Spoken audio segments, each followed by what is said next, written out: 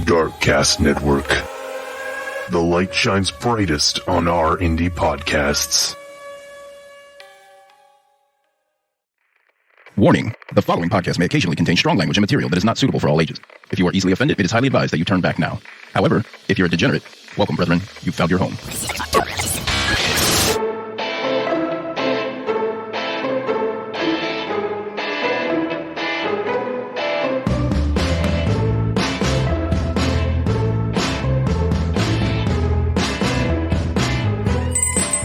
So hey, hi, hello.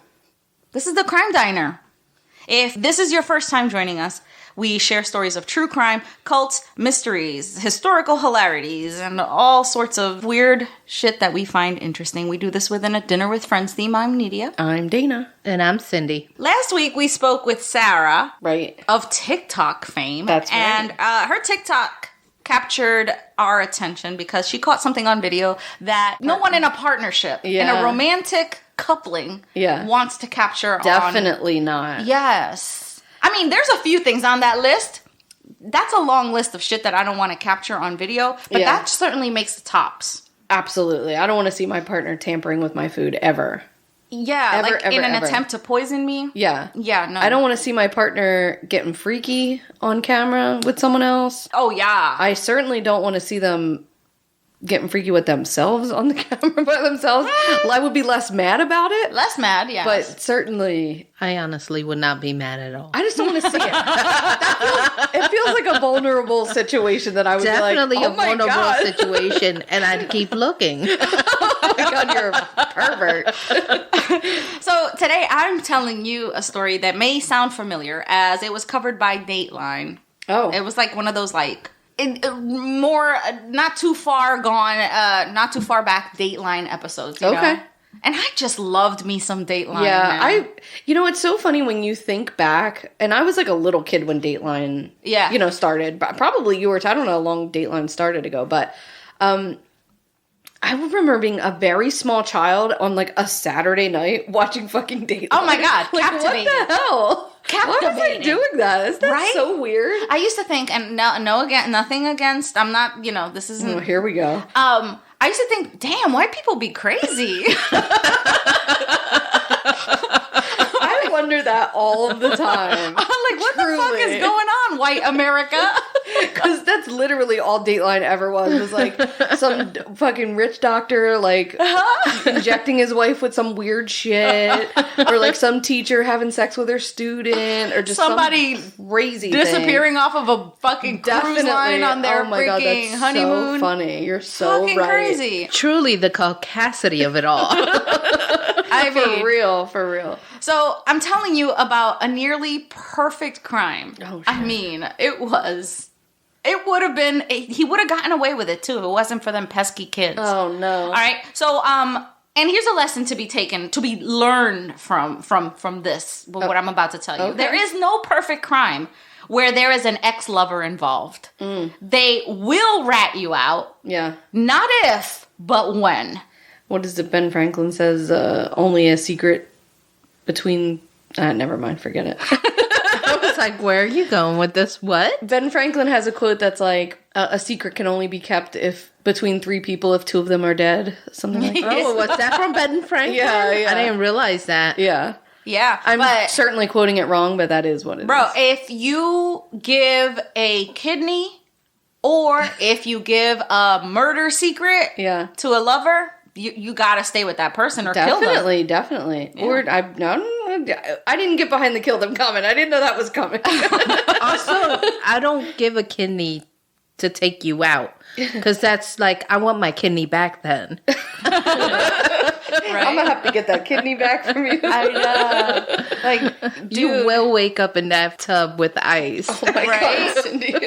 Cindy's on a tear today. You go to the ex's house and you're like, I need to pick up my CDs, my really good hoodie that you borrowed. That's right. And my kidney. I'm gonna need that kidney. Yes. I'm gonna need that kidney back, please.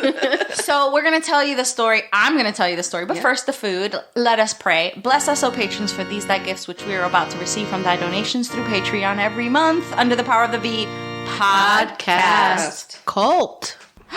What? What is this mess? What the fuck? This looks so fun. So, Nydia's story, all she told me was Springfield, Illinois.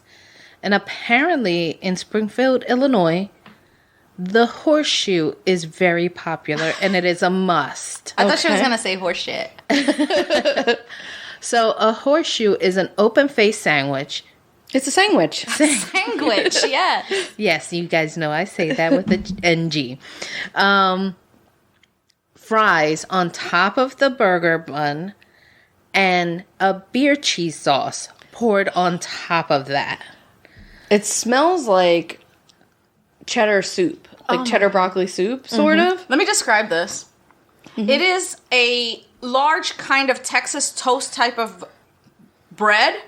It has a burger on it and some crinkle fries placed and just All over. strewn all over it, and then it's got cheese sauce poured over it. The fucking, I mean, Yeah. my taste buds don't know what to do. And I used a sourdough bread Sourdough. we got fresh from the bakery. And instead of just 2 slices of bread, you know, I had to zhuzh it up a little Coming bit. out Right. swinging. She's swinging. So you ready to try I mean, it? we better be, because that sourdough ain't holding up anymore.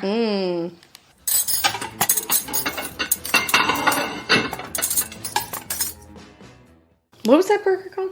Horseshoe.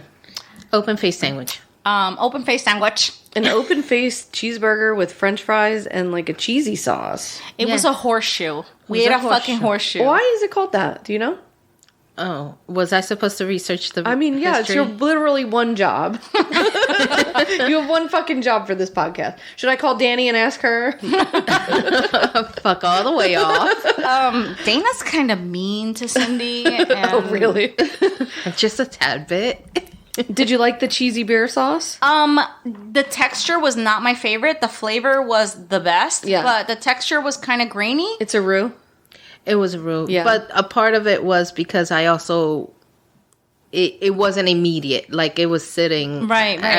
I find anytime there's a cheese sauce with a roux, it has that texture. Yeah, I know. Yeah. I figured that much because I've had that before. Yeah. But Jesus Christ, that was a fucking hell of a meal. It had a lot of flavor. It had a lot of it was a thick meal. It was like thick meat, Yeah. thick fries with cheese, bro, and thick ass bread. Yeah.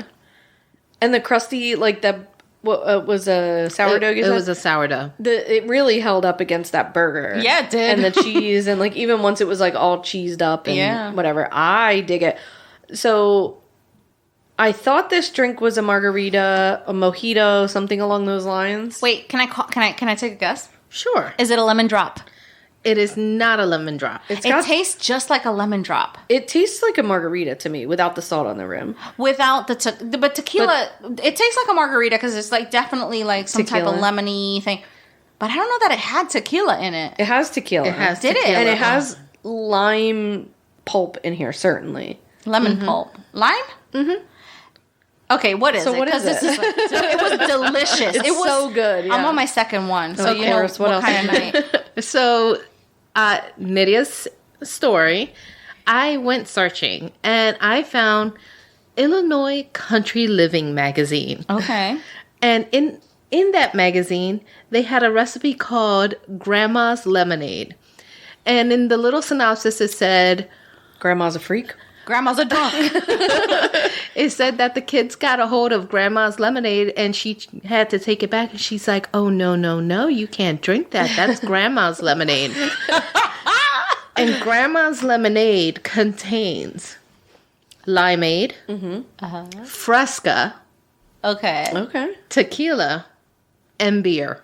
Shit. Damn. What? It doesn't taste like beer at all. Not even a little bit. What kind of beer is it? I use Corona. It does not taste like that at all. It's so good. Yeah, it was delicious. You can really taste the pulp. Like there's like pulp in here. and Yeah. it's That's from the frozen limeade. frozen. But it limeade. really is that tastes like a lemon drop. is that like the can of concentrate? Yeah, Like yeah. okay. Yeah. I So use good. that in the strawberry basil margaritas that I make. That reminds me of the 80s. Like my mom, Same. like dumping that can into like a big thing of water and making like really watered down, like gross fucking orange juice or whatever the hell they made. Orange drink. I lived on that. Ugh, disgusting. Well, this drink was, It sounds like there's a lot of alcohol in it. Yeah. Well, you know what? I probably would have added more if I had room in the container to add. I see you brought backup, so. I did. She did that for me because I'm on to drink too. Well, she did steal some of my drink last time, so I figured let me give her some of this so that way she has her own. Yeah. Well, Cynthia said that this was what was this called? A horseshoe. No, the drink. Grandma's lemonade. Country. What was it? No, that was the magazine. That was the magazine. What was it called? It was Illinois Country Living. Country Living. Cindy, why don't you tell the listeners about your spell check mishap? Dana wasn't here when you. I type a lot of emails at work. At the end, it doesn't automatically let me add in my automatic signature. Yeah. So, of course, I have to type it in. And as I'm typing it in, and multiple times this has been happening, I've realized that the Y is right next to the U. And my name is Cynthia. And I immediately realized that I've been typing a very Cuntia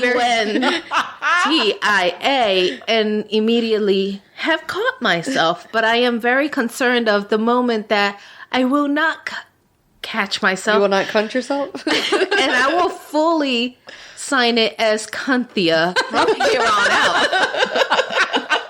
I say go for it. I say embrace it. This is a very descriptive name for you.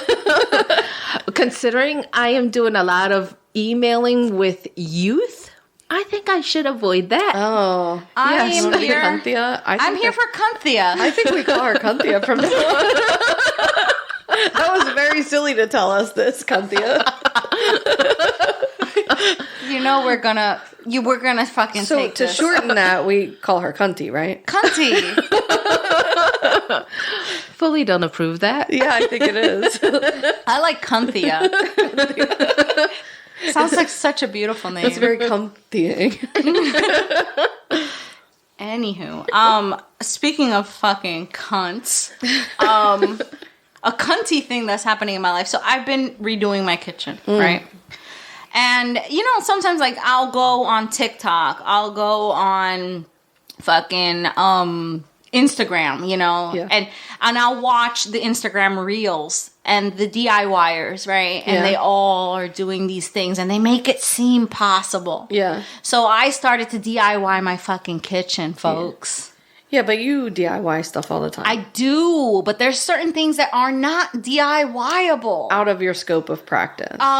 Fucking wiring a whole house for Right. electricity. Yeah. Doing plumbing for a whole house for electricity.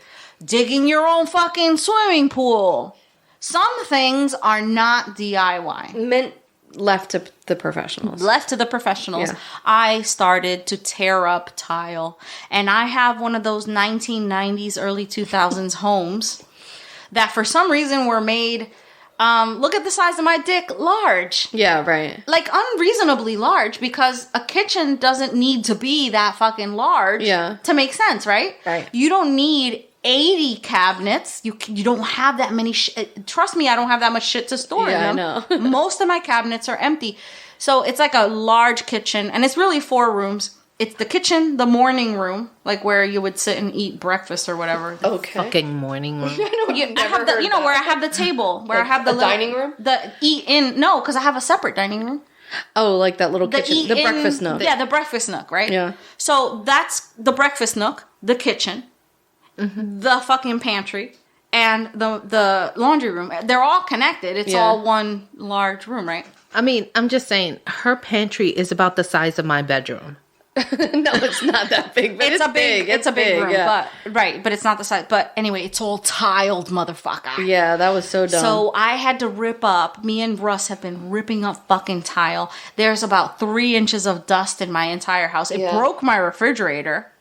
And the thing is, like, you can't even fucking clean it up. Like, what's the point? can't. Yeah, because as soon as you start breaking more tile, it's like, forget it. Oh my God. So I've been living in so much dust, and listen, so the moral of the story is, unless you have the money to hire a professional to come in and fix your shit, don't start a because they could do it in a fucking couple of days and be done with it, Dana, how's that working out for you? Not great. Not great. I might have to, like, strong arm my contractor at some point. Dana hasn't had a kitchen since February. Yeah. Since February. Since February, yeah. Yeah, I've been drinking. Since February. Yeah, she hasn't, and we're now into June. Yeah. I mean, it's going to be June next week. Yeah. As we're recording, yeah. And my mom owns this house. I'm in the process of buying this house from her. And my mom's like, give me his number. I'll call him myself. And I'm like, girl, if I had a mom like your mom, I would sick her on everybody. I'm actually afraid for him. So I'm like, I'm going away this week. And I'm like, let me go away. If I can't get him in here by the end of the week when I get back, like, I'll sick you on him. Let me tell you about Dana's mom. I'm, like, scared for him. Like, yes. Let me tell you about Dana's mom. So you've all heard of Karens. Some of you were raised by Karens. Right. I was raised by a Kathy. A Kathy is a Karen's boss. Yeah. She's like boss level Karen. She's like the ominous music starts playing behind her. Yes. So after you beat the Karen in the video game of life, you get a Kathy. I watched my mom tell off a person in a Coach bag store because her bag was going off in a different store. Like, her bag was going off. Her ex-husband had bought her this fucking Coach bag, and there was still, like, a thing inside of it that was, you know, like a sensor. When you go through the door, it makes the alarm go off. It, like, went off in the Van store. We were in, like, a outlet mall or whatever, and it went off in the Van store, and it went off in the Adidas store. Like, went off in all these stores. So I was like, oh, there's a Coach bag store. Let's go. My mom walks into the store with a bag that was... she had, like, she didn't even buy it there. It was given to her in another state, and she tells them off. And I'm like, I'm sorry. I'm just walking by. I'm so sorry. I'm sorry. I'm so sorry. I'm sorry. She's always like this. I'm so sorry. And they're all just like, what the fuck is this lady's problem? Like, you came in here with the problem. Like, she just had to make it everybody else's problem. Yeah, I'm, like, scared for the contractor. If she does get a hold, I didn't give him the number. I was like, no, I'll deal with it. Don't worry about it. But you won't. No, I mean, listen, if I can't get him here when I get back from my trip, then Kathy's on the case, I guess. I mean, it is her house. I'm trying to be like, I want to be like, dude, I'm going to tell my mom. I'm trying to save you. Like, if I tell my mom. My mom tried to beat up a 13-year-old in the street when I was a kid because she took my No Doubt CD. Like, my mom is on another level, bro. This girl came over to my house for a sleepover party. We were a teenager, and the girl, like, took my No Doubt CD, and I, like, called her on the phone, and I was like, I think you took my No Doubt CD, and she's like, I'll bring it back. I don't even know why it was such an aggressive conversation, but, like, there was animosity there. I don't remember what it was. Because we were teenagers, yeah. And she comes back, and my mom's, like, yelling at her in the street, like, and my mom was standing on the she probably didn't even know what No Doubt was. My mom was standing on the curb, and the girl was standing in the street, and the girl was like, a mouthy teenager, and she was like, you won't hit me on your property. And my mom, a full-grown adult, stepped into the street and was like, I'll hit you here. Oh my God. So that's, like, you know, that's the kind of house I grew up in. How are you not mouthier? Because with wind beneath my wings that gusty, I would have definitely been, you know, when your parent is like that, I always was like, felt like I was like with the broom and the dustpan behind her, like sweeping up all the rubble. So like I was the opposite of that. Really? Like my little sister, both of my little sisters. Like one time I posted a picture of a sandwich that I ordered, a fucking sandwich that I ordered. Right. From a little restaurant in the neighborhood. I was like, oh my God, they put these huge jalapeno like slices on my sandwich. My sister, both of them, commented on the picture on Facebook. Where was that? I'll call them myself and tell them. I'm like, guys, I picked the jalapenos off. It was not that serious. They were both like, I can't believe you accepted a sandwich like that. Oh my God. And they were both like ready to like go outraged. On a rampage. Yeah. Little Karens. Yeah, little mini Kathys running around. So I do have to say to my sister sometimes, I'm like, WWKD. What would Kathy do? Oh, and if Kathy would act that way, maybe we should reassess. Yikes. And that's how we've like sort of gotten to a happy medium. My mom also does not listen to this podcast. I was about to say none of them listen to this. Yes. Do they? None of my family. My family does not support me.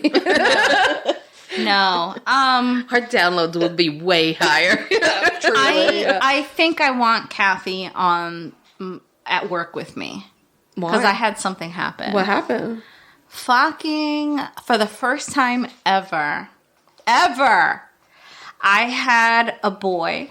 He's 12, 11, 11, 12. He sent another boy to take some boy's apples, like a nerdier boy, but that could totally take him. I was like, are you fucking kidding me? This kid's 6 feet tall in 6th grade.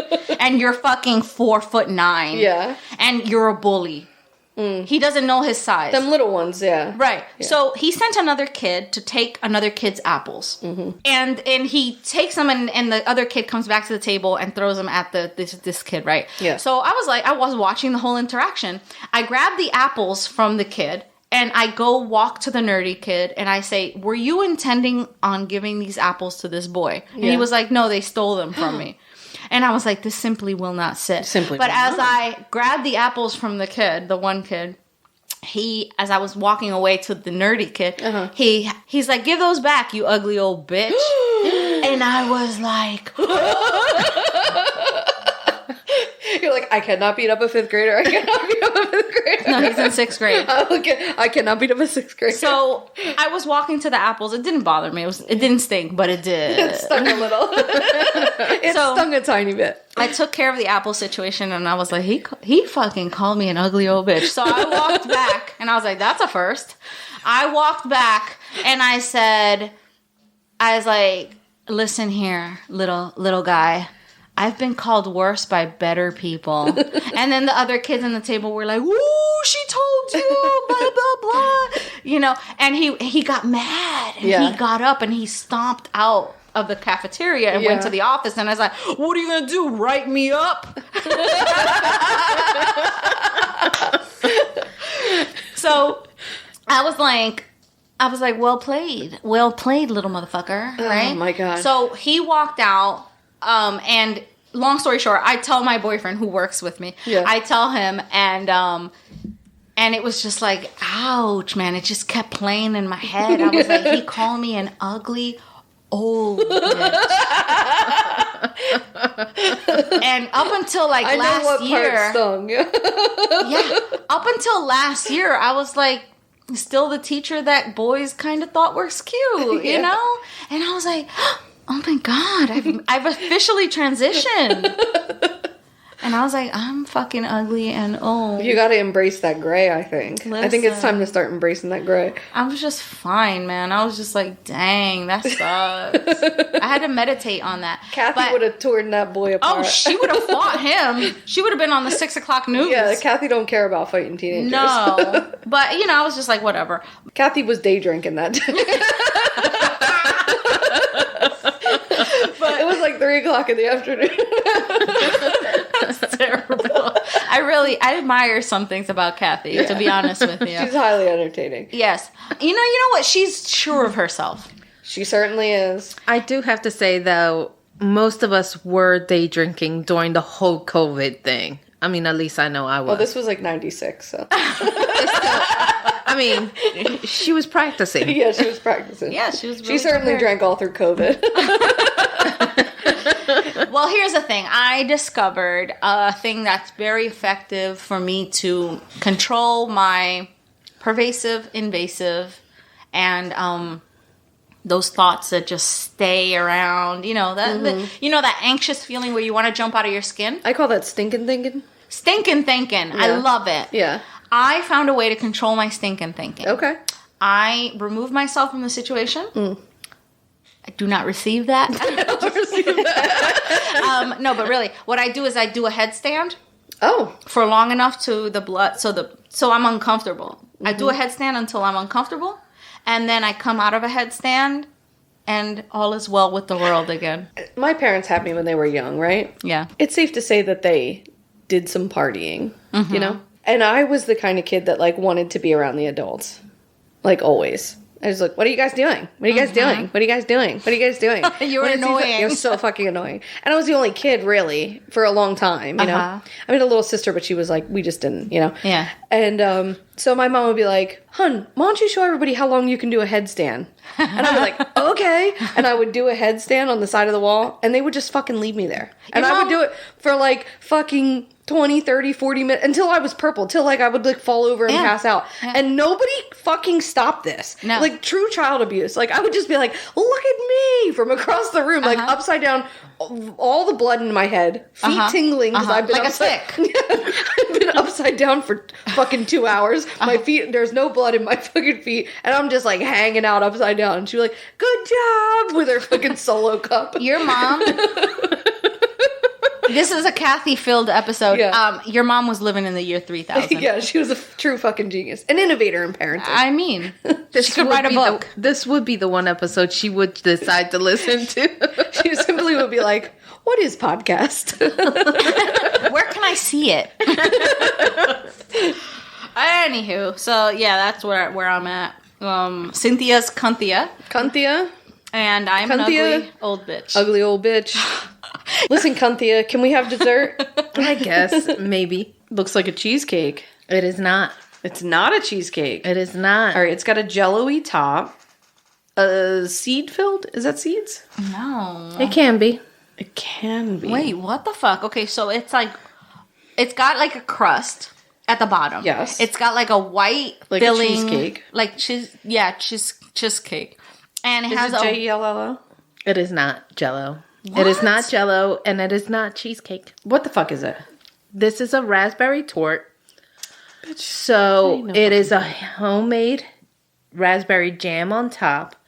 The white filling that you see is a mixture of marshmallow and Cool Whip mix.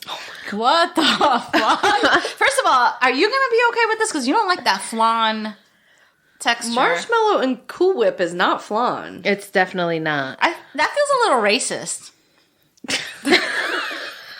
What do you have against flan? Marshmallow, a lot of people have that Cool texture issue with flan. It's going to not be flan taste. I promise you it's going to have a flan. All right, we'll see. Texture. We'll see. It has a graham cracker crust on the bottom. It looks like a strawberry cheesecake. Let me have some of that right the fuck now.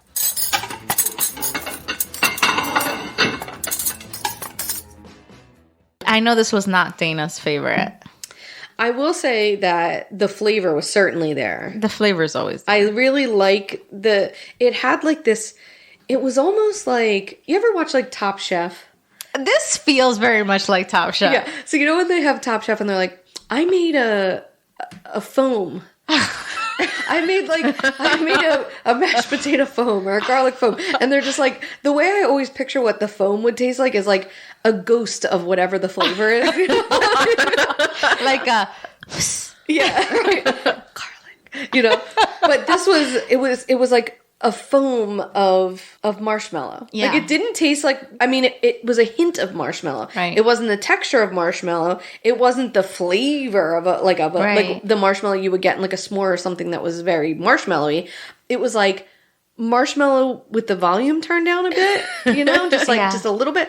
But the thing is, though, with marshmallow, the volume is turned down. Yeah, but marshmallow's got just like a very distinct, like, it's a marshmallow. Cloud. Yeah. It's a cloud, and then a very hint of flavor. But it's the texture that like confuses you into thinking that there's a whole lot of flavor in there, but there really isn't. You think? Yes, I don't know. Marshmallow's got a very distinct flavor.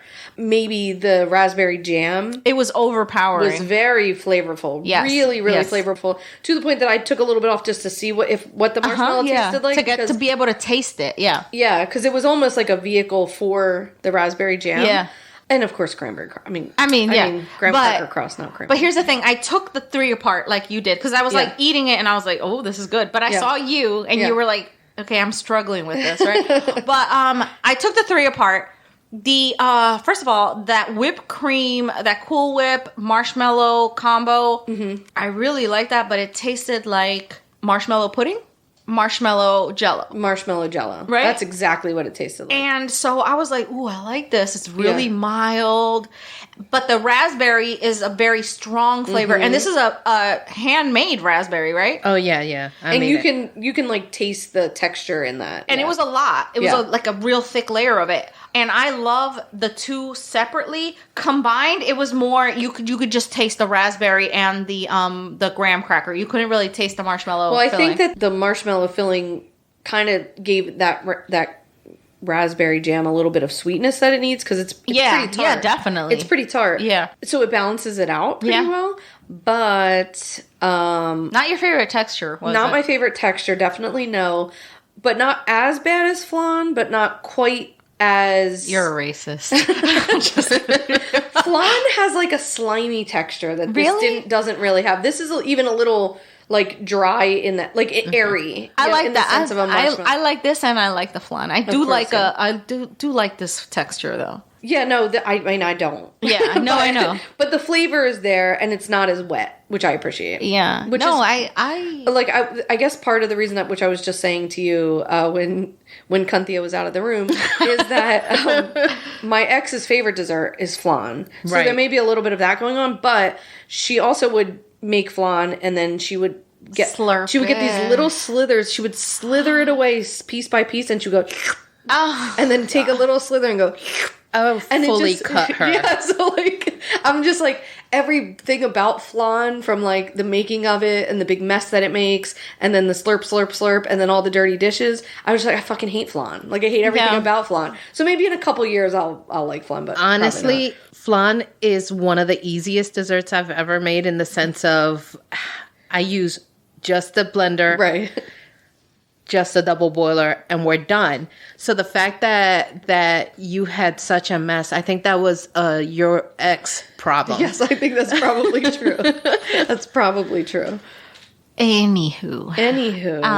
Also, the boy. Yes, my son did come in and took 2 massive pieces. He came back for second. So I mean, that is saying something. Listen, he doesn't like anything. So the fact that he liked it, I was shoveling it right onto his plate. Take it. This was delicious, and it looked beautiful. Yeah, it's really stunning. If you don't like textures, then that's a different, Yeah, that's a me problem. Yeah, that's like a different thing. Yeah. But the flavors were definitely there. Anytime you see something that Cynthia has made, you will know that the flavor is always there. Sir, I mean, she's never really brought us anything where I was like, I wish this had more flavor. I wish that tasted better. Even when she makes the claim that there's no salt in it. There's salt. I mean, sometimes I need salt, but I like salt. What can you say?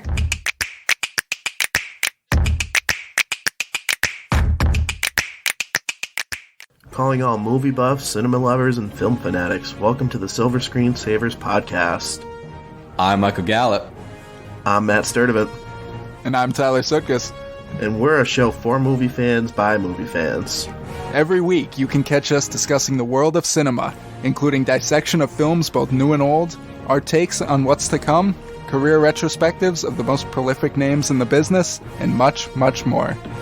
Listen in via your favorite podcasting apps, including Apple Podcasts, Spotify, Good Pods, and more. You could also join the discussion and leave suggestions for future content by writing to us at silverscreensaverspod@gmail.com, following us at ScreensaversPod on both Instagram and Twitter, as well as liking us on Facebook at Silver Screen Savers Podcast. We'll see you at the cinema.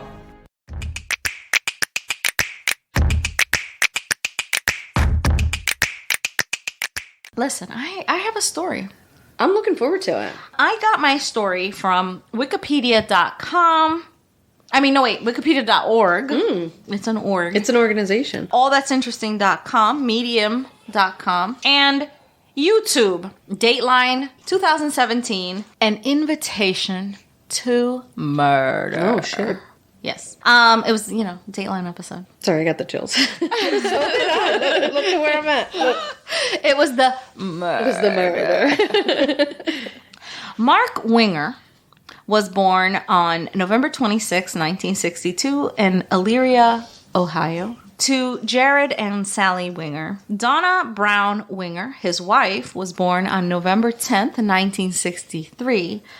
Donna was born and raised in Hollywood, Florida. She was the daughter of Sarah Drescher and Cash Brown. She also had 3 sisters who were very close. Her family and friends described her as optimistic, cheerful, and an overall fun girl. Okay. She attended Hollywood Hills High School and college thereafter.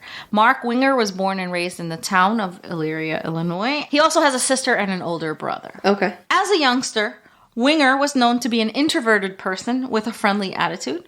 He was an outstanding student, and when he finished high school, he got several scholarships to study at different universities. He ended up deciding on a military institute where he graduated as a nuclear engineer and rose to the ranks of lieutenant. He was like Simpson, the Homer Simpson. No, he wasn't. Anywho, so after that, Winger's personality started to change. He got this cushy job, started to change. He was no longer an introvert. He was always acting nice to people's face, but behind that was an arrogant attitude from his position of power. And he liked to harass those that were under him. According to those who knew him, he served a year in Korea as a lieutenant, and due to his attitude and several complaints from his subordinates, he returned to the United States. And this stopped him from the opportunity to be promoted to captain. His attitude?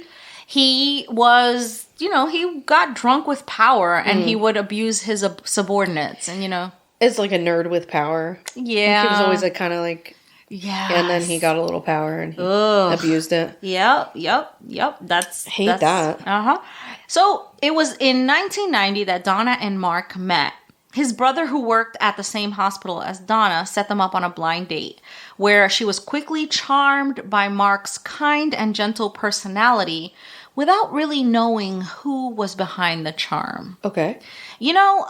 These sociopaths have a very good way of charming us into thinking that they are, a nice guy. And, best interests at heart. Right. And really tuned into your feelings. Yeah. And, got everybody charmed, right? You got to be careful with those. So they started dating, and after a few months, they were officially a couple. So Mark Winger had captivated not only Donna, but her parents and sisters, who were thrilled to have him as their daughter's boyfriend. Yeah, I guess so. Over the years, the couple grew stronger until finally in 1995, they married in a Jewish ceremony. Okay. Because they were both Jewish. Makes sense. That's right. All their family and friends were present.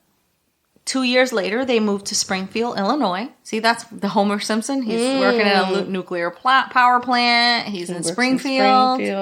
Yes. Although the Simpsons never established if it was a Springfield, Illinois. No, there's many Springfields. There's many Springfields with nuclear power plants. Plants. That's the word. He had landed a good job at a power plant as a nuclear engineer, while Donna found a job at a local hospital. Everything seemed to be going very well in the marriage, at least for the family, friends, and acquaintances nearby. Okay. It was a dream marriage for everybody around them. They quickly became loved by everyone in the neighborhood. They hosted parties and get-togethers. They attended church and participated in charity events. They were that young couple that you're like, oh, I wish our relationship was like that. Be careful what you wish for. So, still, as we are used to these cases, all is not what it seems. Yes. Never in a sleepy town. No, never in a sleepy town, Dateline. So, as we already know, Mark Winger was an arrogant individual, right? Because that's why he was, not promoted. Power, yeah. He was fucking drunk with power. So, he was an abusive and controlling person, but he did an outstanding job of covering these personality flaws. However, they were married now for 6 years. Something was bothering him about the marriage, and that was that Donna couldn't have children. Oh, God. So, Mark Winger dreamed about having a big family with lots of kids, and as an alternative to that, they started the paperwork to adopt a baby. So, in July 1995, after many months of paperwork, they managed to adopt. And it also seemed to be joy and happiness for the couple. However, less than 3 months later, that fairy tale marriage would have a tragic end. About 2 months before the event, before, this culmination. No. Before before this happens that I'm about to tell you is going to happen, right? Winger began a relationship with Deanne Schultz, a colleague of Donna's. Oh, shit. Now, Deanne is going to be the ultimate cunt. A cunthia, if you will? A cunthia. No. No. That's my title and solely my title. So Deanne worked with Mark's wife, Donna, at the hospital. And she gets very close to Donna and the family, becomes besties. Always there. Such was the relationship between them that the family considered her one more relative. Fuck. Come on. So Deanne had been married to John Schultz for several years. And in 1995, the marriage was going through a crisis. They were about to divorce. And with the excuse of trying to help and, being the mediator between the two, Mark frequently went to Deanne's house to talk to her. But in reality, bound chicka bow wow, they were having sex. Now, that's his wife's best friend. But it gets better. The event that pushed things to the tipping point came just days before. Okay? Donna visited Florida with her daughter Bailey for the weekend without Mark. She went to go take the baby to see the grandparents in Florida. Okay, so they lived in Illinois, right? They had a great few days together and then she went home. Donna's parents hired a car company to take her from the airport to her home so that she wouldn't have to worry. Because it was like a 2-hour drive and they just wanted her to sit back and relax. That's nice, yeah. Okay, only that's what sealed her fate. Okay, on her way home, the driver who took Donna on this occasion was Roger Harrington. The journey was quite uncomfortable for Donna because Roger was strange and said things that scared her. He told her some fucking hella weird shit while he was driving. So she goes to offer him a muffin and he says no. He's like, thank you. I'm not eating today. I'm anorexic. Okay. How do you even fucking react when somebody says that? Right? And you're like, okay, all right. Yeah. So anyway, oh my God. Then he starts fucking driving faster. And Donna tells him to slow down. Yeah. And he's like, don't worry, I know what I'm doing. Besides, I'm in a hurry. I have to get home early, right? This is before the days of Uber, right? This is like an actual taxi, yeah. This is right? like the 1990s. Oh, this okay, is 95. Oh, okay, all right. Yeah. So, definitely one of the scarier things that he says is that when he was younger, he played with a Ouija board and he could talk to spirits. He talked about a particular spirit named Dom, who said he was a blood-sucking dragon who sometimes told him to do bad things without making it clear and specific what those bad things were. So he's weird. He's mentally ill. I don't know. I don't know if he was mentally ill. There was just definitely something off about him. Okay. And he was just being very weird. Okay. And he said that Dom, I guess he's mentally ill, right? If he has it voices. sounds like he's maybe schizophrenic or something. Right. Or some sort of. I don't know, man. It was weird, right? So for the rest of the trip, Donna tried not to talk much with him. Whenever he said something, she answered him nervously and with few words, right? And she's got the baby with her. She's got the fucking baby. And it's a 2-hour drive. Yeah. Bro, that's fucking uncomfortable to sit with that. You know what I mean? So she tried to agree with everything he said since she was fucking absolutely terrified and she didn't want to make him angry. He's speeding and saying this shit. And she has a baby. So when she gets home, she gets out of the car, locks herself inside the house, and she calls her parents to tell them about the whole situation, and they tried to calm her down. After a few hours, her husband comes home from work. Again, she tells him the whole fucking thing, right? And he's like, he tries to reassure her, tries to calm her down, and he tells her, it'll be a good idea if you write this down word for word in a notebook as proof in case we want to sue the company or something, Okay. That sounds normal, right? With that context, we go to the day of the events. Okay. And we're going to see this from the perspective of Mark Winger. Okay. What says happened. Although that's not exactly what happened. Oh, of course not. Right. Never is. Right. So it's August 29th, 1995. Mark Winger is in the basement of his house. He's doing exercises. He's on the treadmill. He's trying to work out, right? He hears noises upstairs. So when he goes upstairs, he sees that in his bedroom is his 3-month-old daughter lying on the bed. No trace of Donna. And, a 3-month baby, a 3-month-old can just roll over. Yeah, we're not. You wouldn't leave her on a bed, right? So he becomes concerned, but he hears more noises coming from the dining room area. So he grabs his gun. Good. And he goes into the dining room where he sees a man standing over Donna, who's on her knees, hitting her over the head with a hammer. Fuck. After seeing this, he shoots him in the head twice and calls 911. 911 emergency, what's emergency? Help me! My God, my wife's breathing. Okay, you need an ambulance? I need everything. Springfield Police. Yes, help me. What's the problem? I just shot this man in my house. He's inside your house right now? He beat my wife. Is he in there right now? Yes, they're both. Does he have a gun? Her brains are everywhere. Where's the man at? He's laying on the floor. Is he dead? I don't know. He's making weird sounds. Sir. 20. Sir, slow down. I can't understand you. Slow down. Is the man still in your house? Yes, he's laying there on the floor with a bullet in his head. Did you shoot him? Yes, I shot him. He was killing my wife. Please, my baby's crying. I gotta go. I'll call you right back. Hello? Winger? Yes.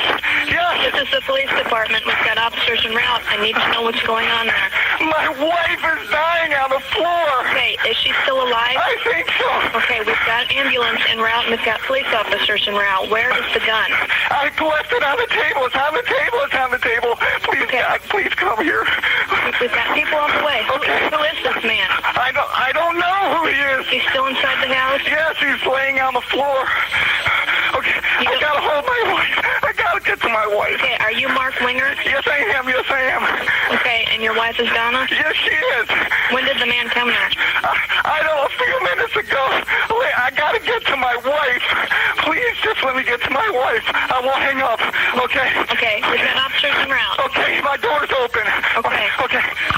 That was a lot. That's a lot, yeah. I'm going to explain. He gets off the phone with him. He says his baby's crying. And Yeah. he hangs up. And then he calls back. That's the second call. Okay. All right. I'm going to tell you what actually happened. Okay. So that was a lot, right? Like, really tragic and traumatic and everything. He's very yelly and very agitated. And I always love it when the 911 operator says, calm down, I can't understand you. I'm like, bitch. But, like, you really can't help them when they're freaking the fuck out. Well, the police was already on their way. I know, but, like, I will say that, like, I went to EMT school. Oh, that's right. So, like, part of knowing who to send, what to send, and what they're expecting in there is, like, the EMT cannot go into the house until the police clear the area. So, like, they're not going to, if they think that there could be an active shooter, they're not going to send the ambulance in no matter who's bleeding. Oh, shit. So, like, the cops have to go in first. So, like, that is part of the reason why they're like, I need you to calm down. I need you to tell me, like, everything you can about the scene. Because they're going to, like, even if the ambulance get there 10 minutes before the cops get there, the ambulance will not go in. Oh, I didn't know that. I mean, they probably would never get there that fast. But Right. I'm just saying, they would not. I mean, that's just this area. I'm just speaking for the schooling that I went to. But, like, the ambulance would not go in unless the scene has been cleared by the police. Like, they will not even in a bomb situation or like a fire or something. Like, really? The fire department is a different situation because Right. they're trained differently. Yeah. But the EMT will not go in to help that situation if there's the possibility of, like, weapons. An active shooter. Yeah, an active shooter or someone with a knife. That makes sense. Because yeah. the ambulance is not trained to, de-escalate that situation. Right. So that's part of the reason that they're like, hey, you need to calm the fuck down and tell us what's going on. When they're, like, flipping out like that, Right. it is like, bro, chill the fuck out. Especially since you're probably the one that killed your wife. Also, You know what I mean? right. But I was just like, why do you have to add that her brains are everywhere? Oh, I didn't even catch that. Yeah. I didn't even. heard that. All I heard was, like, it's hard to tell with, like, so much yelling. Right. Her brains are everywhere. Oh, That's what he started with. That's a lot. That is a fucking lot. Food for thought. No, thank you. I'm just saying, when you hear, like, Yeah. you're gonna be like, that was completely... That's a detail, an unnecessary detail. like a gratuitous detail. Yeah, like a descriptor that would only be of somebody who wasn't truly feeling the feelings of shock and, and painfulness. Like if your child, God forbid, if you were describing that scene about your child, the least thing that you would do is describe the mess. You know what I'm saying? Right. You'd be like, I need my son's not breathing. You know what I mean? I need help for him. You wouldn't say his brains are everywhere. Do you know what I'm saying? Sure. Yeah. It just seems... Anyway, let me just tell you the story, right? So the police arrive at the scene, and as soon as they entered the house, they could already see Donna's body and the man's body on the floor, right? They began securing the scene and collecting evidence. So the cops, it's funny that you said that, because the cops, the detectives come in, and it was one detective in particular. He had a camera. It was like about to go dead or something, had little film in it or whatever. And he took the pictures real quick. 3 Polaroids real quick before the EMT started working on the bodies, because they were still alive. Oh, shit. Okay, there was no way they were going to survive. Like, literally, her brains were everywhere, and so were his. Okay. You know what I'm saying? Like, it was just... But yeah. No, but like, I did the story where Christopher Porco fucking beat his mom to death with an axe. Yeah. And her brains were out of her freaking head, but she still survived. Right, yeah. The police, the detective, took a wallet out of the man's pants and obtained his identification. Actually, the detective at the scene, Charlie Cox, recognized the man in front of him as Roger Lee Harrington, the same man who rented a trailer in the park that Charlie owned. He was one of his tenants. Okay. Like a trailer park? Yeah, so the detective, owned a trailer park. Okay. He was familiar with Charlie Cox. So he knew him, yeah. In the sense that was his tenant, and also in the sense that the police had been called to his home on several occasions. So then they questioned Winger, who was in his bedroom shocked. He was just, sitting there in fucking shock, rocking back and forth. He told him that when he got to the dining room, he saw this man beating his wife over the head with a hammer, so he shot him. And he says that Roger fell on his back, then he tried to get up and he re-shot him, because he had to explain for the 2 bullets. Okay. But when he first called, if you listen to the 911 call, he said, I put a bullet in his head. Uh-huh. The second bullet came when he said that the baby was crying, and it was because Mark was making noises and he was still quite alive and could have possibly survived. Shit. So he had to shoot him a second time. Fuck. Yes. That's why he said, my baby's crying. He hung up. The neighbors heard that shot, and they were able to collaborate. Like minutes and minutes apart? Yes, 5 minutes apart. Shit. And I'll go back to that. Was it just me during that 911? You kind of heard some mumbling in the background. Yeah. So it wasn't That's just him. me hearing that. That's the victim? Yeah. Oh, shit. Yeah. But she was dead, or almost. She was almost dead. She still had, she still had a pulse, I guess. Oh, my God. She was still living. All right. When the officer told him who it was, Winger said that he was the man who had harassed his wife a few days ago. Because remember he was like really this was weird. The taxi driver guy? Yeah. Shit. Right. The detectives also saw the note where Donna had written down what she had experienced during the trip with Roger. Remember, he drove her back from the airport. So Charlie Cox knew of Roger's troubled past, knowing that he had reports of abuse and temper issues, and was quite capable of doing these things, He was a troubled person. Yeah. The investigators gathered all the evidence, but the case was solved to tell the truth with Winger's story. They were like, yeah, sounds about right. Roger was a problematic person. So the story was that Roger had entered the house in a nasty mood and killed the woman in question.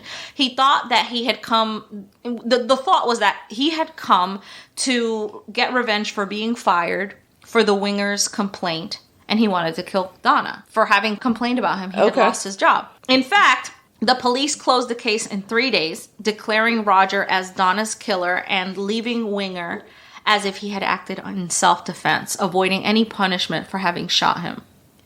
So, still, there were some inconsistencies in the story told by Winger and the evidence that had been found. And here's the things that were off with his story. Okay. The position of the bodies didn't coincide with the stories. The way that the bodies landed in death. Okay. It just didn't match, right?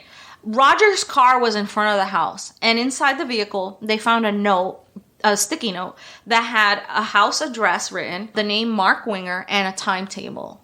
So I think it was like 4:30 or something. And the house address, Mark Winger. As if he had an appointment to be there. Okay. Right?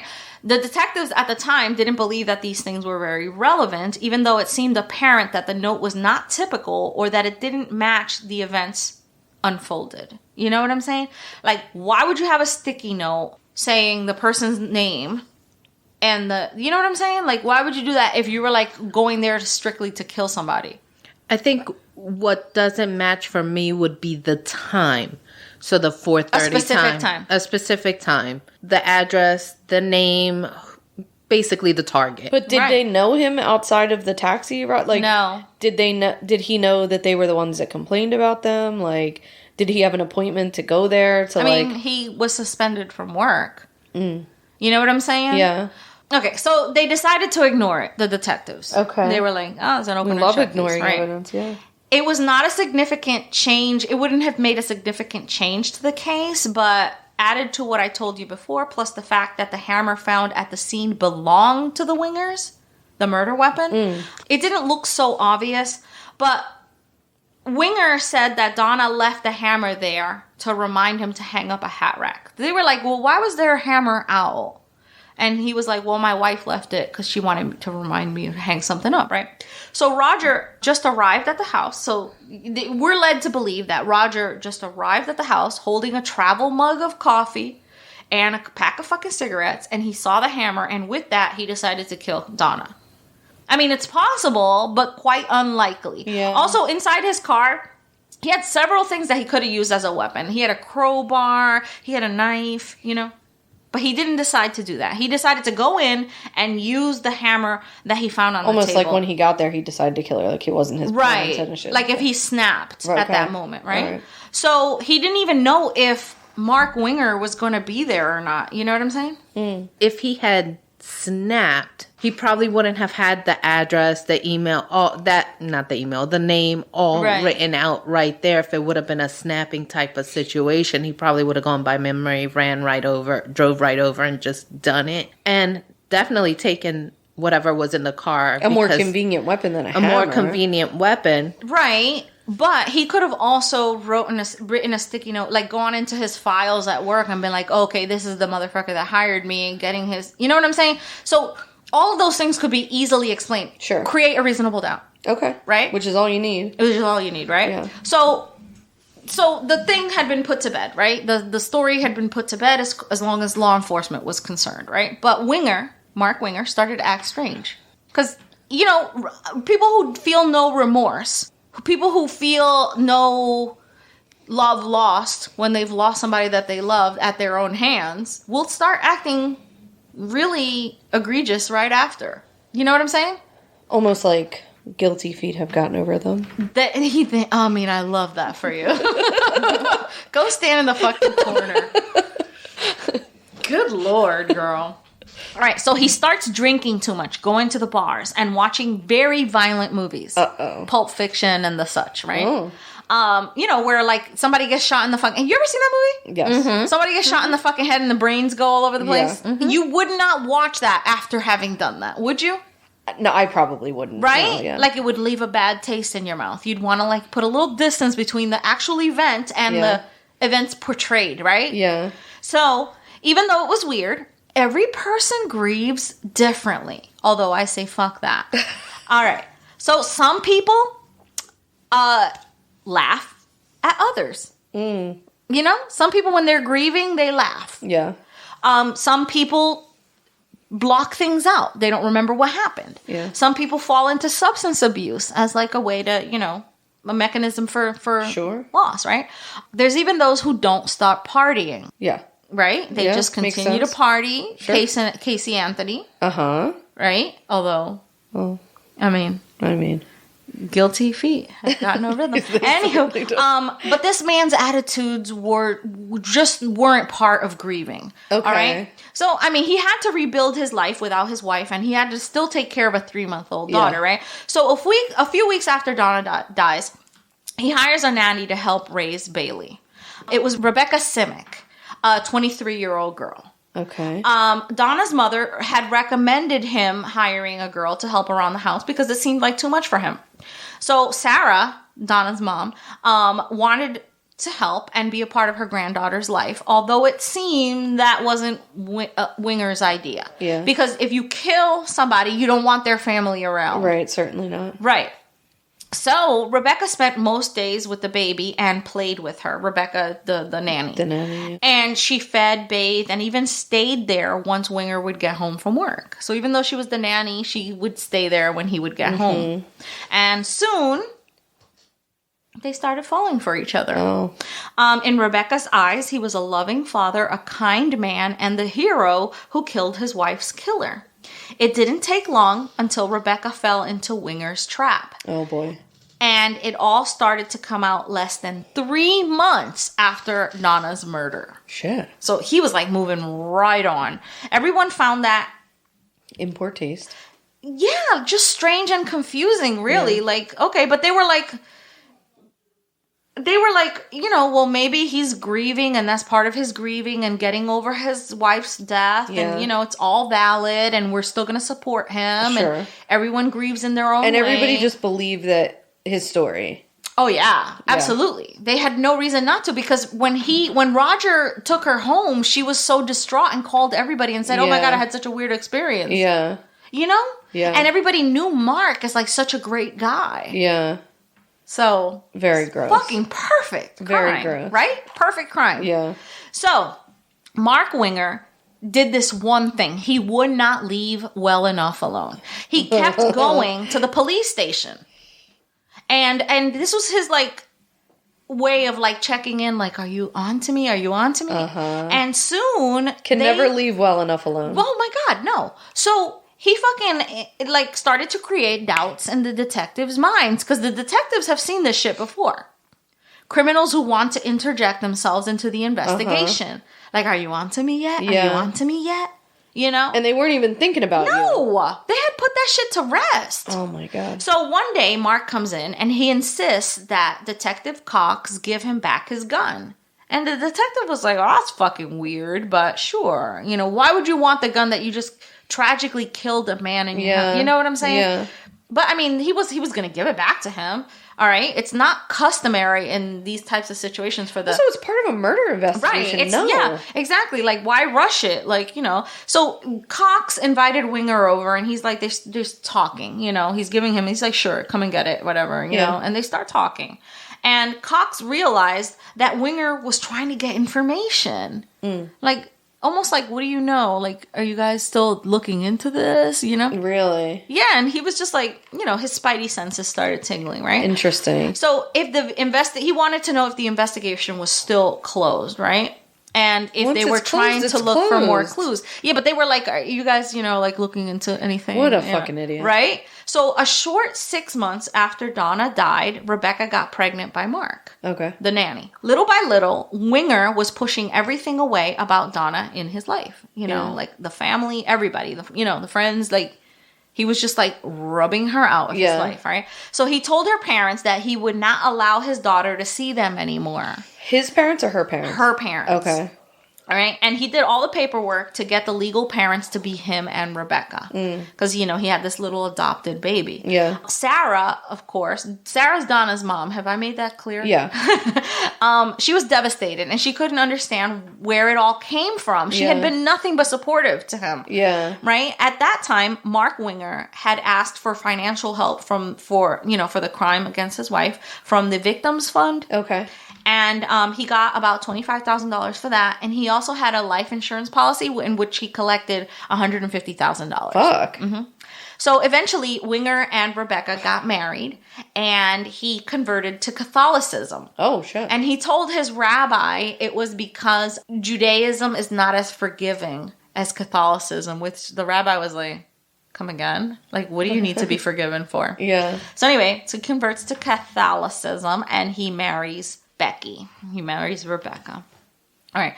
So they had 3 kids together besides Bailey. Like, right away. They just have a bunch of kids. Okay. And it looked like Winger had completely reset his life. They had sold the house and they moved into a new big place, a farmhouse with lots of land and a pond and like fucking idyllic place for his kids to grow up and play, right? Yeah. Even if everything was fine, Winger had a secret too heavy to hide, and it wouldn't last long, okay? Because somebody out there was keeping his secret for him. Okay. And this was an ex now. Uh-oh. Everything continued like this until 1998. So he goes to the hospital because he wasn't feeling well. He went to the same hospital where Donna's best friend was working. The one he was having an affair The with. one he was fucking. Yeah. Right? A few days later, Deanne went to the police to report what she knew. Let me tell you a little bit something about Deanne. After Mark murdered his wife, Deanne was still in the picture. They were still together. But he met the nanny, Rebecca, who was 23. And dropped her like a hot potato. And dropped her like a fucking hot potato. And she was not feeling Not that. having it. So she knew it was in on the murder. She knew. She definitely knew. Oh, honey, that was not smart. So Deanne goes to the police, the detectives.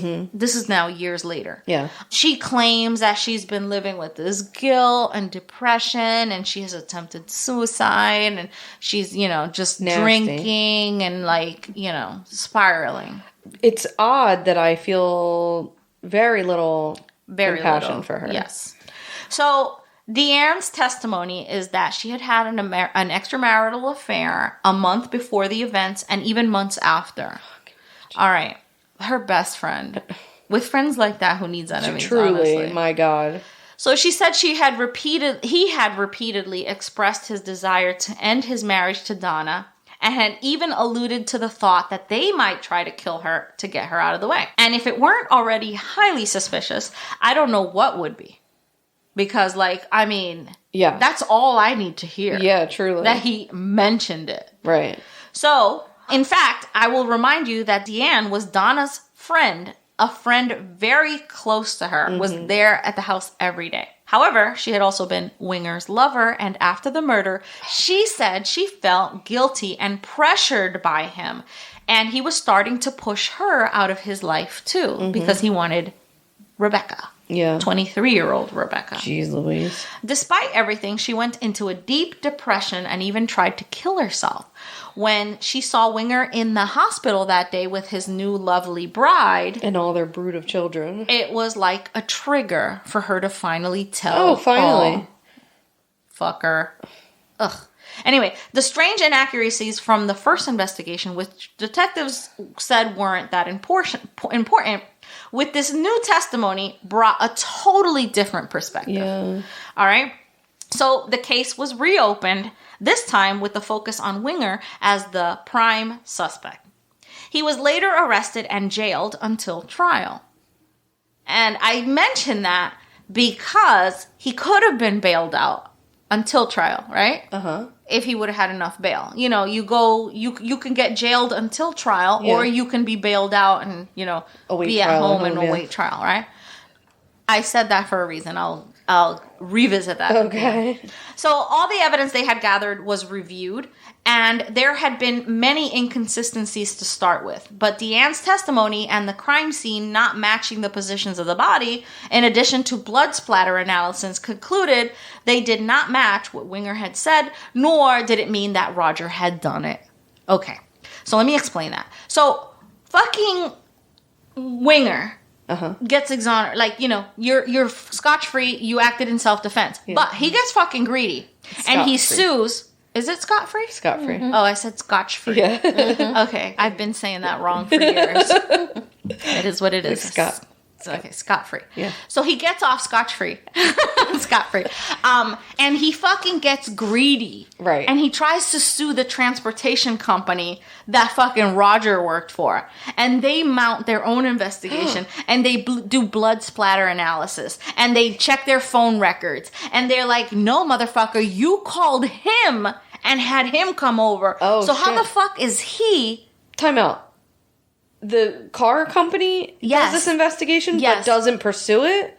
Or they do? No, because it's two separate trials. Oh my God. It's two separate things. Okay. You know what I mean? But they didn't give this information to the police to try to... No, because the police had already closed the case. Fuck. In the O.J. Simpson trial, he was found guilty in civil court, innocent in criminal court. Right. So that is a thing that can happen. Right, but considering Mark had never been tried, once that investigation mounted and they found all this evidence, you would think that they would give it to the police and be like, hey guys, you dropped the ball. That's here. exactly what happened. Oh, okay. This was a few years later. Oh, okay. This was later. Okay. Yeah, gotcha. This was a few years later. And so to defend themselves, they came up with all this stuff. And at the same time, it coincided with Deanne's testimony. God. And they were like, oh, thank you kindly. Because had you not done that, we wouldn't have had all these expert, you know what I'm saying? Yeah. So he got greedy. He got fucking greedy, motherfucker. As is, I mean, you know, in the nature of a murderous asshole. Yeah. Tried to sue the car company. And they are the ones that figured it out. Yeah. Basically. Yeah. They got all this superfluous evidence, whereas Deanne had already opened the door of doubt. Yeah. They closed the deal. And he was over there poking his nose around at the police station. At the police station saying, hey, you guys. So why didn't he have money to get bailed out? Well, it was a $2 million bailout. Oh, shit. Yeah. The fact that he even had a bail option is not always common in a capital murder case either. Yeah, but okay, so put a paperclip in there. Okay. All right. So for almost 3 years, the prosecution gathered all the evidence and testimony that was able to finally bring Mark Winger to justice on May 20, 2002. So remember, 1998, all this new stuff comes to light. The crime happened in 95. Right. By 98, Deanne had come forward. The lawsuit between the transportation company and Winger had found all this stuff. Oh my God. Then the prosecution took all of that. So by 2002, the wheels of justice work slowly, but they get there. Sometimes in the end, they do. Sometimes they do. I can't Especially say all when you the start time. fucking with someone's some big transportation company's money. Yeah. Listen. Then the wheels real start turning. All you have to do is legally, civilly sue somebody. Yeah. When it comes to money, That's right. they will pull out all the fucking evidence. Forensic files, all that Yes. shit. I saw a TikTok where it says, you want to stop police officers from getting away with murdering black men? Yep. Give them life insurance policies, because them life insurance companies will fucking fight the law. That's so fucking to not have dark. to pay that out. It's fucking dark, but it is so true. fucking dark, but it's... Life isn't worth anything. God. It's the money behind it. Oh, that's so gross. Isn't it gross? No, I saw that TikTok and I was like, I was like, dark, bro. The trial lasted 2 weeks. Roger had not gone to the home to kill Donna, but had been invited by Mark Winger himself. They obtained Winger's phone records with the company where Roger worked. Are you fucking called the moron? job. Yeah. He had called the guy's boss, the owner of the company. Yeah. And said, hey, I want to meet with him. I feel kind of bad about what happened. Yeah. There was a fucking record of And the it, guy you was moron. like, also the boss was like, sure, here's his number. Yeah. Because it was all innocent. He didn't know that he was sending him to a murder. Yeah. He thought he was going to resolve a dispute. Have the guy come back to work, whatever. Yeah, So they obtained the phone records from where Roger worked and had testimony from employees at the time. All right. They determined that Winger asked Roger to the house to talk about the trip that, had made Donna so uncomfortable and to settle things on good terms so that Roger could get his job back. Yeah. And even Roger's family said that he was excited to put this all to bed because he really wanted his job. Yeah.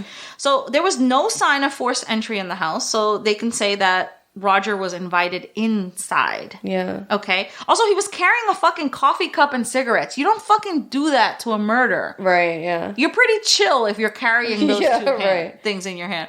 So everything led the prosecution to formulate the following hypothesis, and this is what they think happened. Winger was tired of his marriage and wanted to be with Deanne. When Donna told him about the terrifying ride that she had with Roger, it gave the perfect opportunity to commit the crime and blame it on Roger, right? To get away with it. Mm-hmm. He arranged the meeting with Roger, and he murdered his wife minutes before he arrived. Like, he already had hit her over the head with a hammer 7 times. Shit. Over the back of the head. Then he made him enter the house, and he did not kill Roger near the place where his wife's body was. He prepared everything to make believe that Roger had been the murderer and that he had acted in self-defense. So in other words, he had moved the body. He, The body had been repositioned. For this part, Winger refused to testify at his trial, and all attempts by the defense to prove his innocence ultimately failed. Winger was sentenced to life in prison without the possibility of parole for first-degree double homicide of Donna Winger and Roger Harrington. Currently, Winger continues to serve his sentence in jail. And in 2007, he was prosecuted again because while in prison, he wanted to hire an inmate to kill Deanne. No. And one of his childhood friends who had not wanted to cover his bail. You fucker. The $2 million in bail? Bro.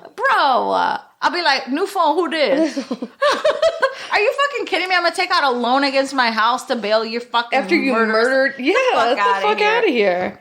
So the inmate... I wouldn't do that for my best fucking friend. I wouldn't do that for my mom. Yeah, fuck out for my child. Yeah. All right, so the inmate reported him, and for this, he was sentenced to 35 additional years in prison, right?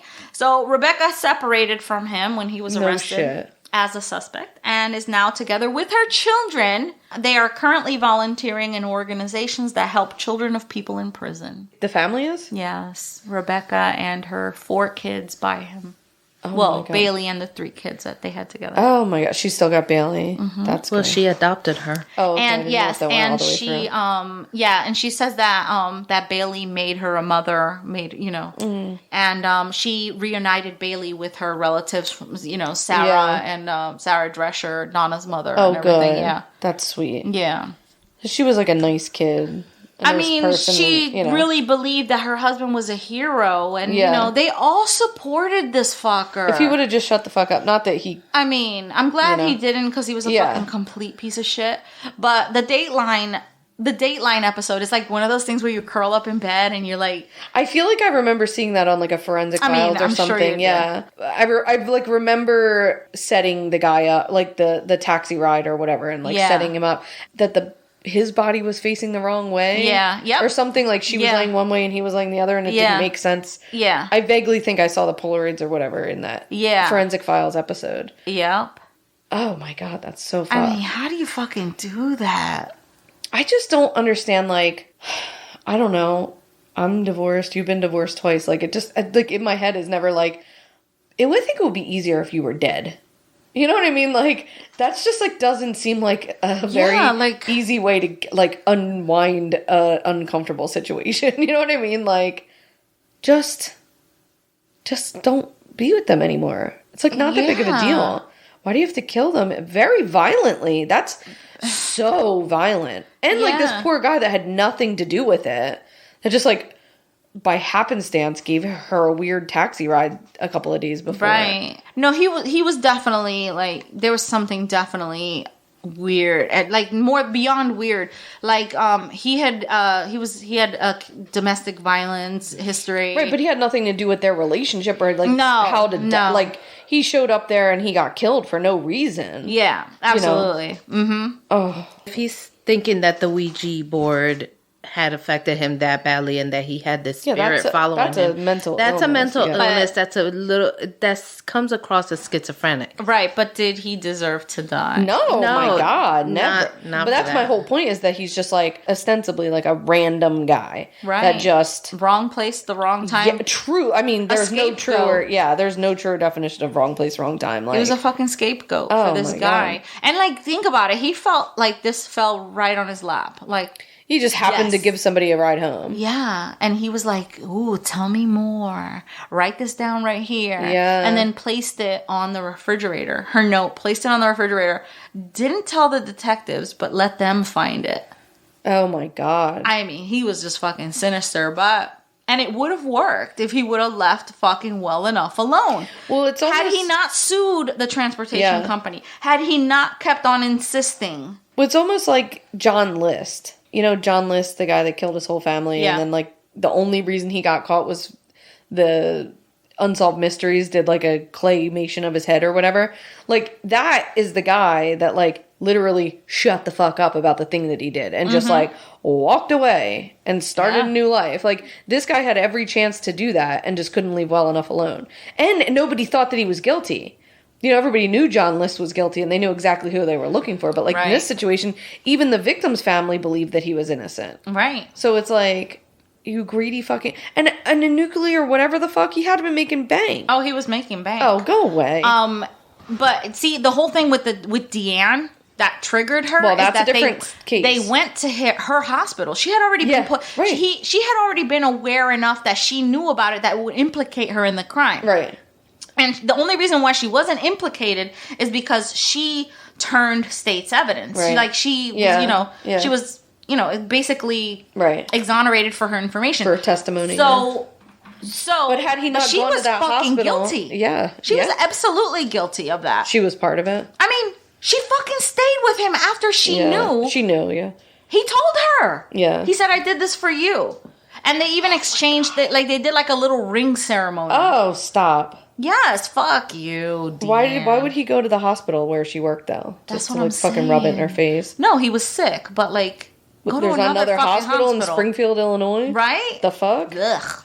Anywho. Oh, that's gross. I'm glad he's in jail. Yeah, he's exactly where he deserves to be. That's right. So God, that's what my a story. mess. That's What Hate a that. fucking mess, So as messy as our divorces have been, at least we didn't kill nobody. No, and honestly, mine was a pretty clean break. I don't know about you, but I had some I had a pretty clean break. I mean, as clean as a divorce can be. Yeah. I mean, I'm a pro at it. In and out. I mean, nobody ended up, on a murderous rampage and a hammer to the head. My God. What a violent way to end someone's life. Oh my God, yes. And in the 911 call, you can hear them still moaning alive. Oh my God. So fucking sad. That's the worst of it. And this poor guy walked into a scene. The taxi driver, he just walks into the scene. He's probably what the fuck is happening? And then gets shot. That's a lot. That's a lot. He gets fucking shot once, survives it, and the guy comes back for him. My baby's crying. Yeah. And that very loud, wailing cry really is a lot, to listen to. I really do hate to hear that. That fake cry is so oh, it's so cringy. You're just oh, God, stop. Stop it. That's probably why the 911 operators are can you settle the fuck down? Yeah, but you know what? If they would have had me on the other line, I would have been oh, no, he fucking killed her. He said he described her brains. That's not a person in pain. A person in pain doesn't describe their loved one's brains. They don't. Yeah. It does feel like an extra added detail of yeah, I did it, Ugh. Almost where you describe a trophy fish, how big it was. You know what I'm saying? Yeah, sure, yeah. Or if you kill a buck, a 5-point buck, and you're oh, you should have seen those horns. You know what I'm saying? It almost, I guess, yeah. It almost has a grotesque bragging to it. Just by the way you're saying that he described that. It. He's her brains are everywhere. What the fuck is... that's just bizarre. Yeah, I don't even think I noticed that part of it. You know what I'm saying? Yeah. If you were describing... I mean, God, if you were describing an accident scene, and you were... Would you call it in like that? Would you describe the scene, or would you say there's people hurt here? Please send help. I guess, maybe it's important to... It's not, maybe not the... But, I'm just thinking, okay, if you're... an EMT that's you would know come to this... You would know that there's brain matter without that extra detail. Or but I guess it is a little bit helpful to have that information before you get there. I don't think it's necessary, but it might be I don't know. Mm-hmm. I don't know. As the person who's witnessing the thing, no, I don't think it would be a thing I would comment on. But as the... It's almost trivializing the level of injury that your loved one has, and I don't think that a person who loves somebody would trivialize it like that. Mm-hmm. You know what I'm saying? I don't know. I just don't know. See, I'm not that I've ever seen a scene like that, but I am generally very calm in a chaotic situation. And so am I. I don't think I would ever be screaming like that on the phone. I just, even in the worst situation, I don't think I would act that way. So no, I probably would not address those, injuries, but I think sometimes they do want to be describe the injury to me, but would I be that far? I don't think so. No, you would be my loved one is hurt, they have a severe head injury, you wouldn't say, oh my God, her brains are everywhere. That's a fucking, no, absolutely. I will die on that hill. You would never. I'm not saying I would. I'm just saying I don't think anybody would. I don't think anybody would. I find some people that are very, there are some people that are more emotional based. Dramatic. Maybe. And dramatic. Well, he was very dramatic. Yeah. But I think there are people that are just describing the scene and thinking of what the scene is. But a description of a scene means that you are separated from the feelings about it. I mean, and some people chime in. And some people that are of a certain nature and certain thinking in certain ways, and probably separate that level. Although him being as emotional as he sounded on that 911 call would be on that, I would find him not to be describing the brain matter versus somebody who's very calm and very matter of fact. But someone who's matter of fact, just looking at the facts of everything. Right. But then you may say, there's brain matter on the floor, there's this, there's that. But he was... But he was so emotional that I... But if he was saying it matter-of-factly, then you would be like, look at how calm he is. I can't believe he's matter-of-factly saying, oh, her brain... Well, I think we're swayed by the fact that we already know that he That's true, right? Yeah, it's hard to be objective in that case. But when I first heard that, before knowing that he was guilty... Because Roger was good for it. Yeah. Okay? He was very fucking weird with what he did.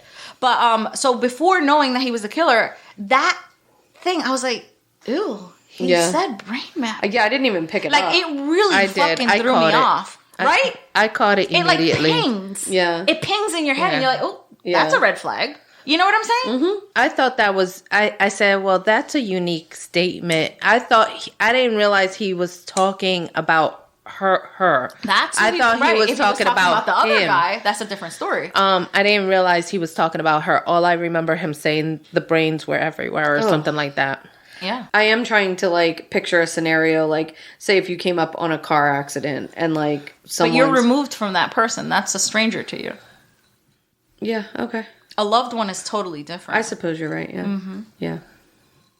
That's my point, that it's a loved one. If he was talking about the guy, that's different, but he was talking about his wife. Yeah. Yeah, I guess, yeah. You know? Yeah. Could you imagine if your baby fell off the bed, cracked, and died, and the brain was spilling out, and you would say, that would be your phone call? I don't know. I don't know. I just, chime in if you... I don't know if I would... honestly, okay, so I'm sitting here being I would be calm in a situation, but I don't know that if I would be in a situation where I was exposed to someone's internal organs or their brain matter, especially someone that I cared about, that I would even be able to make a phone call. You know what I mean? That I would even be able to my God, yeah. You know, to oh my God, it's making truly my stomach. Yeah. I'm ill to my stomach just thinking about it. Oh my God. This is fucking absolutely senseless and lawless and just all the things. Because you were fucking someone else and you wanted to be in a different relationship. Go away. Go away. Yeah. And you just adopted a baby. Someone, oh my God. And he's so many layers of fucked in that story. I mean, it's a fucking turduck and a fucking, he and Deanne, I blame Deanne. She's just as culpable. She was, if you watch the Dateline episode, she was there sitting next to her, sharing this baby. Every day at the house, fucking being her bestie, fucking her husband. So I know people like that, though. Oh, that's I hate that. Gross, man. I know people who have done that. You don't do that to a friend, bro. No. And then after he kills her, and you think you're safe, fucker? Yeah, no way. That's scary. With a hammer, no less. That's fucking messy and hands-on. Would you be able to sleep next to a man that did that? Very, very, physically close, very, intimate. Yes. You know, it's almost like a stabbing where it's, it's very intimate. It's very, And he's gotten away with it. You know people get empowered. Hell no, I How could you sleep next to a man that you know was capable of that? No, that's terrifying. Fucking. And what did she think? She was going to, step into his shoes? Yes, absolutely. She thought she was going to be Bailey's mom and they were going to just pick up where they left off. Wow. But that wasn't the plan. And then this 23-year-old came in. Yeah. How old was he when he met her? I'm assuming he's in his 30s because, it's... Like, way in his 30s or not quite? I mean, so he graduated... He met Donna in the 80s. They had already graduated college. Right, he was born in 63, you said. 62, 63. Yeah. So, yeah, he's well into his 30s by the 95. With the 23-year-old. Fuck. Deanne had no shot. No. Oh. Not especially when, like, this person is, like, literally... playing the role, like doing the mom thing, cooking his dinners, doing, she's pregnant by him right away. Yeah. Oh, so gross. Ugh, this guy is that poor woman. Nasty. And the rest of like all the kids are a victim to that. Like, oh, it's so dark. She felt like a victim too. She got duped too. She didn't know absolutely. This. She would have never, She thinks he's like. And the thing is that Donna's family loved Rebecca. They were like, "Oh, she's nice. She's good for him." Blah blah blah. They were fucking oblivious to the fact that he was a sociopath. Oblivious, so dark. All the way to the end. Like during the trial, they thought that they were going to be like, "No, he's innocent." Even after he cut them out of her life. Yes. Fuck. They just thought it was his grieving. Yeah.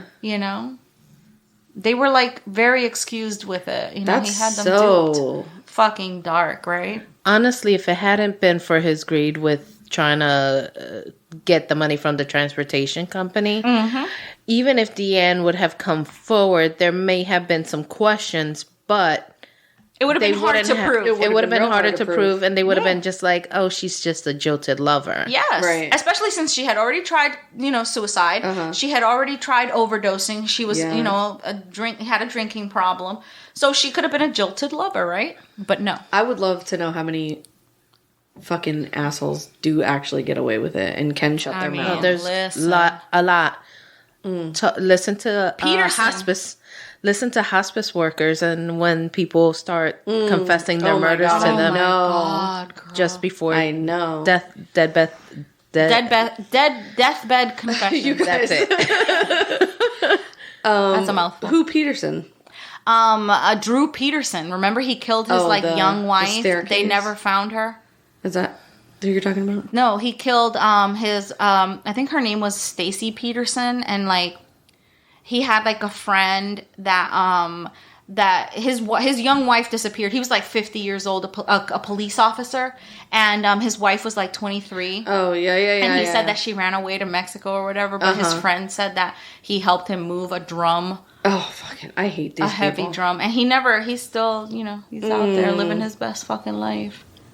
Oh my god, my stomach hurts. Yeah. Anyway, before Dana pukes, let's wrap this up. I just hate that. That's so I scary. hate all of the injustice and just. Well, I guess justice was served in this case, except for the part about Deanne. Yeah. But I mean, she was her own. She's her own. She's her own worst justice. Honestly, she didn't participate. She didn't plan. She just happened to know. Yeah. But we don't know after the fact, allegedly. That was your friend. Allegedly.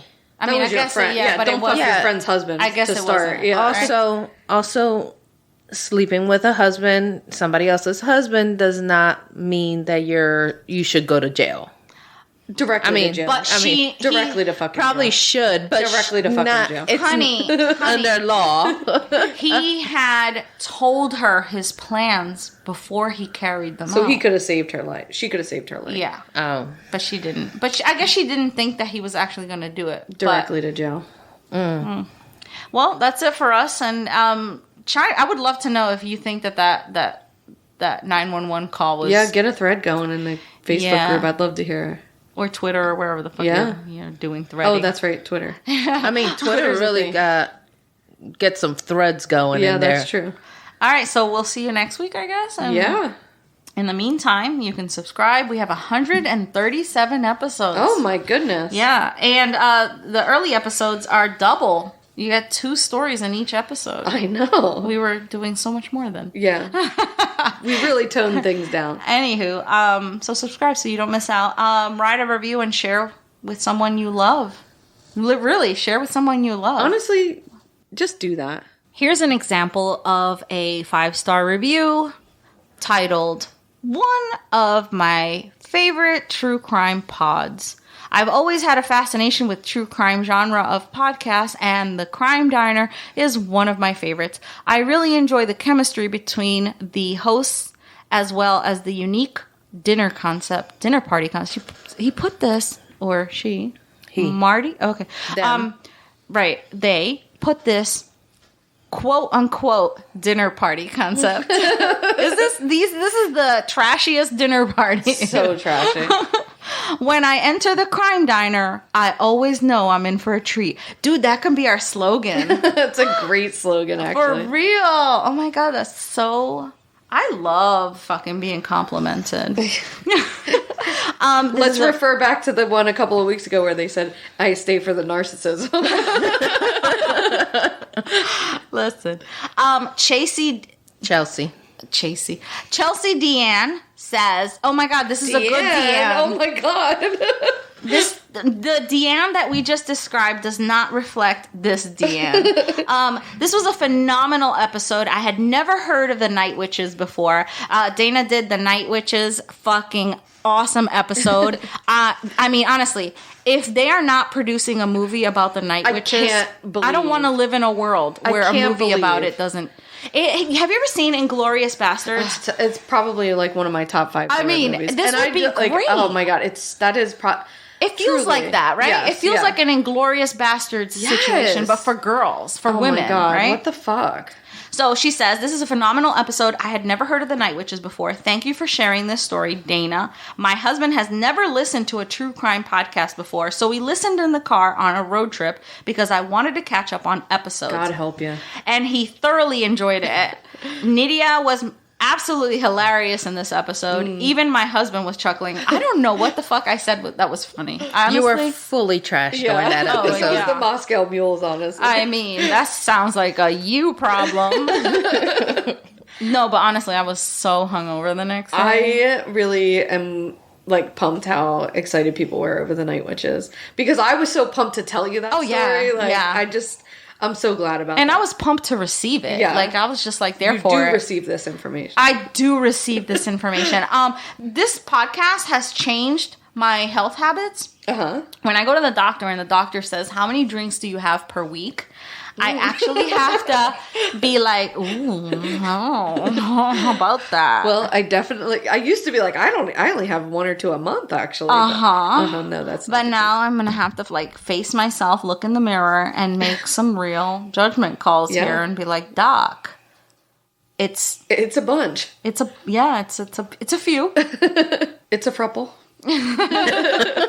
Yeah. So anyway, we will. You can connect with us on all the socials. We're out there. Just look for us. Do the fucking some of the footwork. Crime Diner. Crime Diner. Yeah. Look us up. Check you out next week. And remember. Oh wait, something that I want to say. What? I'm sorry. I have noticed that was like you got me right to the edge and then pulled it back. I have noticed that people come to Facebook and they like our page. You must go into the group. Some people like our page and don't realize that we have a group. Oh, really? Yeah, so they'll like our page, they won't go to the group. It's the group where if you're not answering questions, you're not getting in the group. Right. You gotta that's how you know that you're at the page and not the group. Right. The page anybody can like the page. Right. But if you want to enter the group, and it's high quality Facebook content, my friends. But you got to answer the questions. That's how you know you're in the right place. Yeah. And it's such a fucking wholesome group. It's worth it. I love that group. Anywho, it's the freaking only social media I do anymore. I truly. Especially when I'm depressed. And I do get on Instagram because I like to talk to the people who are listening to the podcast on Wednesdays and Thursdays. But you should too. Because they got a lot of good stuff to say. I do. I go in there. I don't know how to navigate. You're a creep. You're just a creeping around. I am. I'm creeping around. I'm there. Anywho, check you out next week. And remember, do not get taken to the second location. Be good or be good at hiding the body. Cheers. Are you okay? Jesus Christ. You're so fucking loud. You're disgusting and I hate you both.